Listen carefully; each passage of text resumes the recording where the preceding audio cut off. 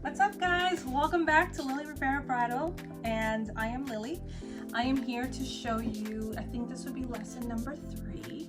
So for all of you that are new here, welcome.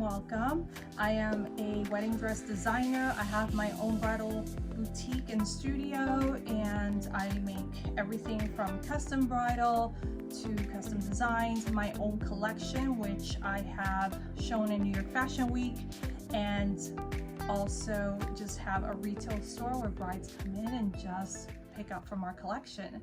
So I also do alterations, and so I wanted to bring a series of videos where I show you guys just how to do everything from A to Z, whether you're a home sewer, a student, or someone who wants to start a business. This is a great channel to watch. So if you'd like, please subscribe and just follow along. And today I have my lovely assistant here. Her name is Carmen. This is my latest dress design that's going into the new collection.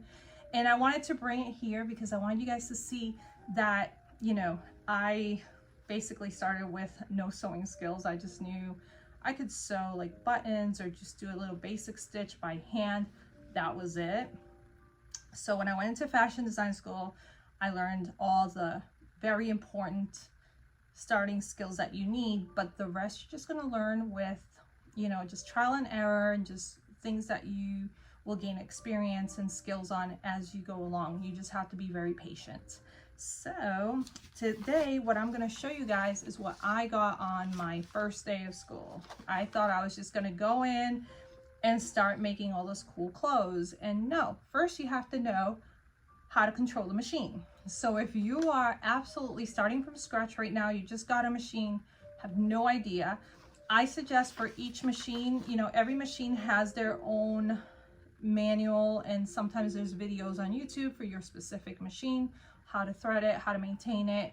The rest you're going to learn is how to operate it. So that's what I'm here for. And I started with these. So they gave me these paper patterns that I had to sew, not sew, just kind of put the needle through and follow the pattern so I could learn how to control the machine. So that's what I want to show you guys today. I'm going to show you guys this part of it, and I have a really great PDF file in the links below that you can refer to, and you can print it out and print out as many as you need. It's completely free. I wanted to have something really cool that you guys could look at. There's like curvy ones, there's circular, there's the squares, and there's the straight line, so you can really practice on how to maneuver the machine. And then after that, then we'll get into fabric. So next week I will bring you guys, I'm gonna do a sew along, and so I had to really think about it because, again, I can make this, but I have to think about it like, okay, I'm learning brand new, I don't know what I'm doing. I didn't want to bring you guys like something boring like a pillowcase or a tote, which is usually the basic easy thing to start with, but I will challenge you a little bit more. We're going to start with a skirt, but I promise it'll be worth it because I tried to go with the most simple skirt that I could get my hands on, and I came across this pattern in my stash. And you don't have to do this, it could be any pattern that catches your attention. If you go online or go to a fabric store and you see a pattern that you like, just try to go really basic is my best advice for the first project. Go very basic. Try to avoid anything with pockets, avoid anything with fancy pleats. Try to get something that has either elastic or a tie. Like this one is a wrap pattern. It's a McCall's 8259. And there's several different styles. So out of here, I'm going to cut out a skirt, and I'm going to have you guys follow along so you can kind of get an idea. So yeah, if you see a pattern that you like, and please just write on the link below on the comments, just let me know what style pattern you're using and what kind of skirt it is, and maybe I can locate it, and if I can help in any way, I'll be happy to if you are stuck along the way. But this is the one that we're going to do next week. And so I also had to think about material. So very important, if you're just starting out, it's important that you don't pick very challenging fabrics. The easiest thing is to go with some lightweight cottons, something that doesn't, not too liquidy, that's going to move all over the machine, something too slinky. I work with everything. I work with satins, I can tailor chiffon at this point. I can do any kind of silk, linen, whatever. But for this lesson, I had to think about it, and I got myself some really cute lightweight cotton. So I'm gonna make the skirt out of this. It's gonna make it a little bit stiffer, not as drapey, but again, it's an easier material to use. I got two different styles here. I don't know which one I'll use yet, but they're both very, very lightweight cotton. So I would recommend look for a print, something that gets you excited about it, and start with that. You don't want to go into very difficult materials like a silk or anything that's gonna slide all over the machine that you need to control the tension on, because it's just gonna make it very challenging, and you don't want to do that when you're first starting out. And I speak for myself because when I started, that was my first assignment. I had to do a skirt. So that was my first assignment in school. I didn't know how to read a pattern. I didn't know how to sew. I almost quit. So I almost quit school, and so I can laugh about it now, but at the time I was not very happy. And so yeah, I want you guys to start with something really simple that's going to set you up for success, and I am here to help. You guys can just contact me. My contact information is available, and you can also just put it in comments so everyone else can refer to it if you have something in particular that you're getting stuck on or something that you kind of miss in the lessons. So yeah, that's next week's. And for those that are already sewers, I'm so sorry, hang in there. I am going to incrementally make it a little more challenging and get into more of the tips and alterations and fittings and how to take these patterns, and you can take a combination of patterns and make something completely different. I can do that, but for now I wanted to start with the real basics, and it's a cute skirt. So even if you know how to sew, just follow along. I'd love to see your projects. You can put a picture of your project so we can all share it. And yeah, so we'll start there. What I'm going to do now is I'm going to bring you over to my sewing table, and I'm going to show you how to put these beauties on the machine and just learn how to control that stitch, because that's the first lesson you need to learn.